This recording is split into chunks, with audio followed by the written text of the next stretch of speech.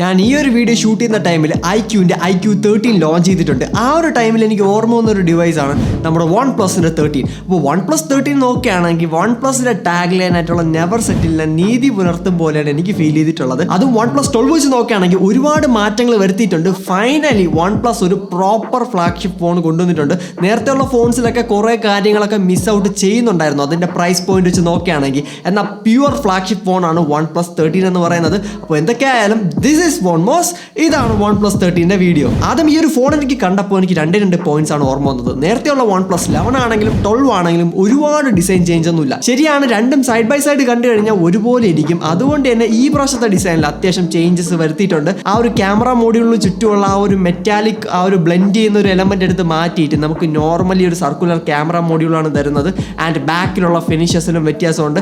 Glass ബാക്കിലും available ആണ്. അതുപോലെ തന്നെ വീഗൻ ലെതറിൽ ഒരു ബ്ലൂ കളർ കൂടെ അവൈലബിൾ ആണ്. അപ്പോൾ എൻ്റെ അടുത്ത് ചോദിക്കുകയാണെങ്കിൽ എനിക്ക് ആ ഗ്ലാസ് ബാക്കാണ് കൂടുതൽ ഇഷ്ടപ്പെട്ടിട്ടുള്ളത്. പക്ഷേ ഇതിൻ്റെ ഒരു ഐക്കോണിക് കളർ എന്ന് പറയുന്നത് ഇതിൻ്റെ ബ്ലൂ ആണ്. അതൊരു വീഗൻ ലെതർ ഫിനിഷ് ആണ്. അത് എത്രമാത്രം ഡ്യൂറബിൾ ആയിരിക്കുമെന്ന് എനിക്കറിയത്തില്ല. എന്തായാലും ഫ്ലാഗ്ഷിപ്പ് ഫോൺ ആയതുകൊണ്ട് അത്യാവശ്യം കുറച്ചുകൂടെ ബെറ്റർ ആയിരിക്കും. എന്നിരുന്നാൽ പോലും ഗ്ലാസ് ആയിരിക്കും ഞാൻ കുറച്ച് പ്രിഫർ ചെയ്യുന്നത്. നിങ്ങളുടെ ഒപ്പീനിയൻ എന്തായാലും താഴെ കമന്റ്സിലും മെൻഷൻ ചെയ്യുക. പിന്നെ ഡിസ്പ്ലേ സൈഡ് നോക്കുകയാണെങ്കിൽ 6.82 ഇഞ്ചിന്റെ ഒരു മൈക്രോ കോഡ് കർവ്ഡ് ഡിസ്പ്ലേ ആണ് ഇവിടെ കൊടുത്തിട്ടുള്ളത്. ആൻഡ് ആ ഒരു ഡിസ്പ്ലേ എന്ന് പറയുന്നത് 4 സൈഡിൽ നിന്നും വളരെ സെറ്റിൽ ആയിട്ടുള്ള ഒരു കർവും കാര്യങ്ങളൊക്കെ നമുക്ക് ഇവിടെ കിട്ടുന്നുണ്ട്. ആൻഡ് ഇതെന്ന് പറയുന്നത് ഒരു LTPO ഡിസ്പ്ലേ ആണ്. 120 ഹെർട്സിന്റെ റീഫ്രഷ് റേറ്റ് ഉണ്ട്. അതുപോലെ തന്നെ ഇതിന്റെ ഡിസ്പ്ലേ ക്വാളിറ്റിയും കാര്യങ്ങളൊന്നും ഒരു കോംപ്രമൈസും വരുത്താൻ പോകുന്നില്ല. ആൻഡ് മെയിൻ ചേഞ്ച് വന്നിട്ടുള്ളത് ഇതിന്റെ ഇൻ ഡിസ്പ്ലേ ഫിംഗർ പ്രിന്റ് സ്കാനറിലാണ്. മെയിൻ ആയിട്ട് ഇതൊരു അൾട്രാസോണിക് യൂണിറ്റ് ആയിട്ട് മാറ്റിയിട്ടുണ്ട്. അപ്പോൾ ഈ ഒരു അൾട്രാസോണിക്കും നോർമൽ ഇൻ ഡിസ്പ്ലേ ആയിട്ട് എന്താണ് വ്യത്യാസം എന്ന് അറിയാൻ താല്പര്യം ഉണ്ടെങ്കിൽ ഓൾറെഡി ഒരു വീഡിയോ ചെയ്തിട്ടുണ്ട്. ഐ ബട്ടണിൽ ലിങ്ക് കൊടുത്തേക്കാം, തീർച്ചയായും ചെക്കൗട്ട് ചെയ്ത് നോക്കുക. അപ്പോൾ ഈ ഒരു ഫോണിന്റെ ഡിസ്പ്ലേയിലൊന്നും ഒരു കംപ്ലൈന്റ് എനിക്ക് പറയാനില്ല. അത്യാവശ്യം ഫ്ലാഗ്ഷിപ്പ് ഗ്രേഡ് ഡിസ്പ്ലേ തന്നെയാണ് OnePlus ഇവിടെ കൊടുത്തിട്ടുള്ളത്. എസ്പെഷ്യലി അതിന്റെ ഒരു ഇൻ ഡിസ്പ്ലേ ഫിംഗർ പ്രിന്റ് സ്കാനറും കൂടെ ഒരു അൾട്രാസോണിക് യൂണിറ്റ് ആക്കിയതുകൊണ്ട് തന്നെ മച്ച് ഫാസ്റ്റർ ആണ് ആൻഡ് മച്ച് മോർ റിലയബിൾ ആണ് കമ്പയറിംഗ് ടു നോർമൽ വെർഷൻ. അതുകൊണ്ട് തന്നെ എനിക്ക് ഈ ഒരു ഡിസ്പ്ലേ പറ്റി ഒരു കംപ്ലൈന്റും പറയാനില്ല. അത്യാവശ്യം ഫ്ലാഗ്ഷിപ്പ് ഡിസ്പ്ലേ തന്നെയാണ് ഇവിടെ OnePlus കൊടുത്തിട്ടുള്ളത്. പിന്നെ ചിപ്സെറ്റ് ആണ് ഇതിന്റെ മെയിൻ ഹൈലൈറ്റ് എന്ന് പറയുന്നത്. OnePlusന്റെ ഫ്ലാഗ്ഷിപ്പ് ഫോൺ ആയതുകൊണ്ട് തന്നെ ഈ വർഷമുള്ള ഏറ്റവും ഫ്ലാഗ്ഷിപ്പ് ചിപ്സെറ്റ് ആണ് ഇവിടെ യൂസ് ചെയ്തിട്ടുള്ളത്. സ്നാപ്ഡ്രാഗന്റെ 8 Elite. അപ്പോൾ 8 Eliteന്റെ മെയിൻ പെർഫോമൻസും കാര്യങ്ങളൊന്നും ഒരു രക്ഷയില്ല. അടിപൊളി പെർഫോമൻസ് ആയിരിക്കും. ഇപ്പോൾ OnePlus മാർക്കറ്റ് ചെയ്യാൻ പോകുന്നത് ഇതൊരു ഗെയിമിംഗ് ഫോൺ ആയിട്ടായിരിക്കാം. ശരിയാണ്, ഇതിന്റെ ചിപ്സെറ്റ് ഗെയിമിങ്ങിനൊക്കെ ഒപ്റ്റിമൈസ് ചെയ്തിട്ടുള്ള ഒരു വർഷം തന്നെയാണ്. പക്ഷെ നമുക്ക് കുറച്ചുകൂടെ ബെറ്റർ ഗെയിമിങ്ങിനൊക്കെ ഞാൻ റെക്കമെൻഡ് ചെയ്യുന്നത് ഐക്യൂന്റെ ഡിവൈസ് ആയിരിക്കാം. എന്നും പറഞ്ഞ ഇതിൽ ഗെയിം ചെയ്യാൻ പറ്റത്തില്ല അല്ലെങ്കിൽ നല്ല പെർഫോമൻസ് കിട്ടത്തില്ല എന്നല്ല.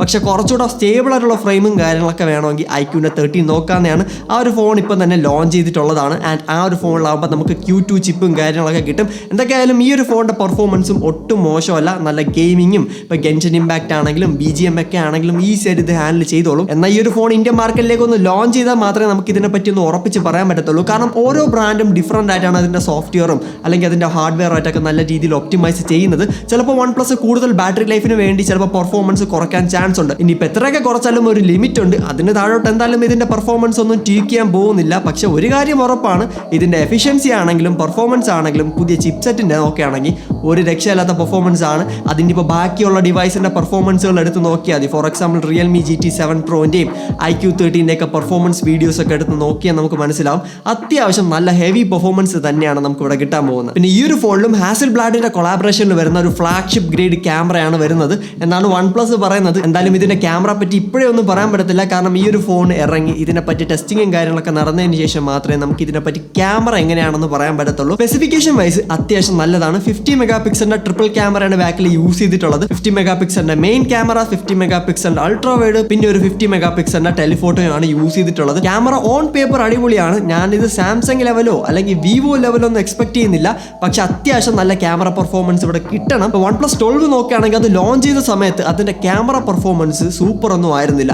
എന്നാൽ പതുക്കെ അപ്ഡേറ്റ് ചെയ്ത് അത്യാവശ്യം നല്ലൊരു ഡീസന്റ് അല്ലെങ്കിൽ ഒരു നല്ല ക്യാമറ സിസ്റ്റം ആക്കിയിട്ടുണ്ടായിരുന്നു OnePlus. അത് തന്നെ നമുക്ക് ഇവിടെയും എക്സ്പെക്ട് ചെയ്യാൻ പറ്റും. അത്യാവശ്യം നല്ലൊരു ക്യാമറ സിസ്റ്റം അല്ലെങ്കിൽ ഒരു ക്യാമറ പെർഫോമൻസ് നമുക്ക് എക്സ്പെക്ട് ചെയ്യാൻ പറ്റും. പിന്നെ പല ആൾക്കാരും ഇപ്പോഴേ പോയി നെറ്റി നോക്കിയിട്ട് പറയും ഇതിന്റെ ക്യാമറ കൊള്ളത്തില്ല എന്ന്. അപ്പോൾ അതിന് എനിക്ക് പറയാനുള്ള ഒരു പോയിന്റ് എന്ന് പറയുന്നത് ഈ ഒരു ഫോൺ ഇതുവരെയും ഗ്ലോബലി ലോഞ്ച് ചെയ്തിട്ടില്ല. കാണുന്ന ഡിവൈസുകളെല്ലാം അല്ലെങ്കിൽ ഇന്റർനെറ്റിൽ നമ്മൾ നോക്കുകയാണെങ്കിൽ ഇഷ്ടം പോലെ റിവ്യൂസ് കാണാൻ പറ്റും. എല്ലാം തന്നെ നമുക്ക് ചൈനീസ് യൂണിറ്റ് ആണ്. ചൈനീസ് യൂണിറ്റ് ആയിട്ട് ഒരുപാട് മാറ്റങ്ങൾ നമുക്ക് ഇന്ത്യൻ വേരിയന്റിലോട്ട് വരും. ക്യാമറ സിസ്റ്റം അത്യാവശ്യം നല്ലതായിരിക്കും. പിന്നെ ബാക്ക് ക്യാമറ യൂസ് ചെയ്ത് 8K 30 FPS വീഡിയോ ഒക്കെ റെക്കോർഡ് ചെയ്യാൻ പറ്റും. 4K 60 ഒക്കെ കിട്ടുന്നതാണ്. അപ്പോൾ വീഡിയോ കാര്യത്തിലൊന്നും ഒരു ഇഷ്യൂസും വരത്തില്ല. എന്നാൽ ഇത് ബെസ്റ്റ് ക്യാമറ ആയിട്ട് ഞാൻ ഇതുവരെയും പറയുന്നില്ല. OnePlusന് ഇനിയും ഒരുപാട് വർക്ക് ചെയ്യാണ്ടിരിക്കുന്നു. കാരണം ഈ ഒരു ഫോൺ ലോഞ്ച് ചെയ്തില്ല. എന്നാൽ പോലും എനിക്കൊരു കൺക്ലൂഷൻ പറയാൻ പറ്റും, ഇതിന്റെ ക്യാമറ എന്തായാലും ആപ്പിൾ ആപ്പിളോ ആയിട്ടോ സാംസങ് ആയിട്ടോ വിവോ ആയിട്ടോ പോലും കോമ്പീറ്റ് ചെയ്യാൻ പോകുന്നില്ല. പക്ഷേ ഒരു ഓൾറൗണ്ടർ ഫോൺ എന്ന് നോക്കുമ്പോൾ അത്യാവശ്യം നല്ല ക്യാമറ സിസ്റ്റം തന്നെയാണ്. ഫ്രണ്ട് ക്യാമറ 32 മെഗാ പിക്സലാണ്. അവിടെയും 4K 60 FPS വീഡിയോ റെക്കോർഡിംഗ് കിട്ടുന്നതാണ്.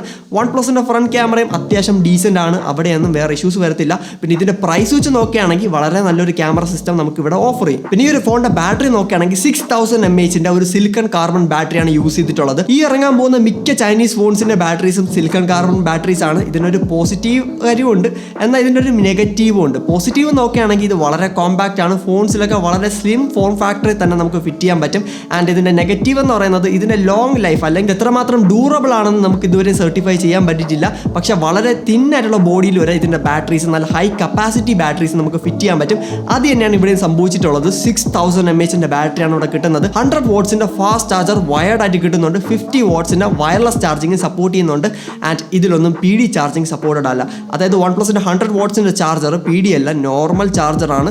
അതായത് വൺ പ്ലസിന്റെ 100 വാട്ട്സിന്റെ ചാർജർ ഉണ്ടെങ്കിൽ മാത്രമേ ഫാസ്റ്റ് ചാർജ് ചെയ്യാൻ പറ്റത്തുള്ളൂ. അതുപോലെ തന്നെയാണ് 50 വാട്ട്സിന്റെ വയർലെസ് ചാർജിങ് വേണമെങ്കിലും വൺ പ്ലസിന്റെ ചാർജർ തന്നെ വേണം. ഇതിപ്പോൾ വൺ പ്ലസിനല്ല, ഓപ്പോന്റെ വൺ പ്ലസ് സെയിം ആണ്. ആ ഒരു സൂപ്പർ വൂക്ക് ചാർജർ തന്നെ വേണം ഇത് ചാർജ് ചെയ്യണമെങ്കിൽ. പിന്നെ 12GB റാമിന്റെ വേരിയന്റ് തൊട്ടാണ് സ്റ്റാർട്ട് ചെയ്യുന്നത്. 256GB ഇന്റേണൽ സ്റ്റോറേജും കിട്ടുന്നതാണ്. അതുപോലെ തന്നെ നമുക്കൊരു 16GB റാമിന്റെ ഓപ്ഷനും കൊടുത്തിട്ടുണ്ട്. അത് ലേശം ഓവർ കില്ലാണ്.